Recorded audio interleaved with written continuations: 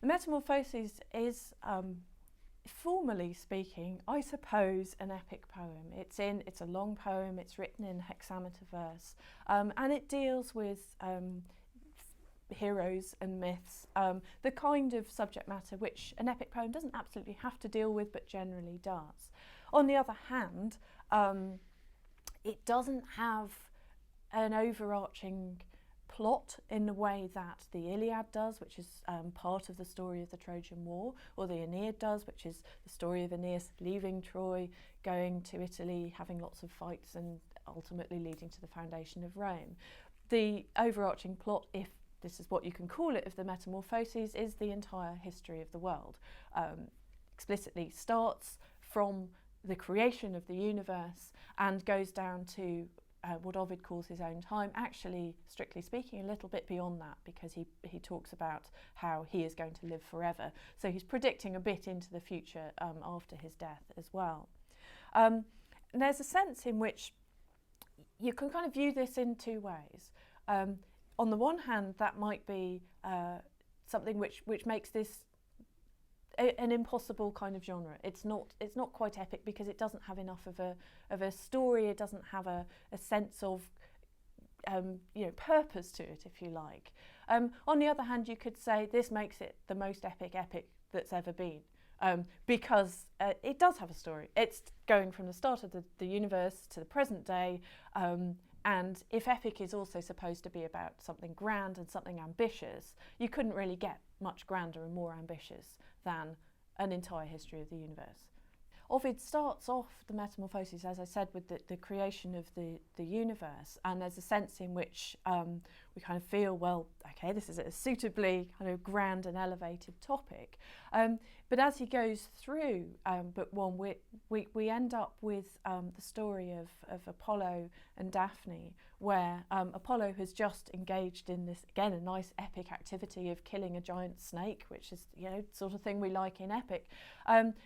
But suddenly along comes Cupid. He and Apollo have a little argument about who has the greater right to use bows and arrows.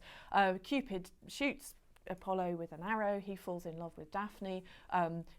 Cupid shoots Daphne with another arrow, which makes damn sure she's not going to feel the same about Apollo. And we start this whole sequence, which lasts for, in a way, for the whole of the rest of the poem, and certainly it's very marked sequence towards the beginning, sort of in the first kind of few books of the Metamorphoses, of gods running about, falling in love with girls. Generally speaking, the girls aren't interested and they're running away.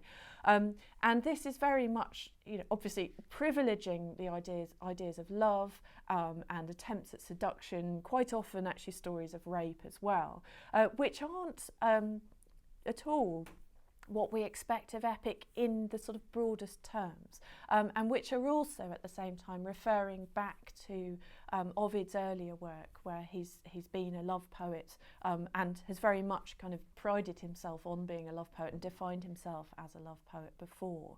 So there's a sense in which there's a slight tension emerging here, or I say slight, quite a large tension emerging between this sort of attempt to write stories in a slightly grander, more traditionally epic style, and the kind of compulsion that Ovid feels to stick loving wherever he can.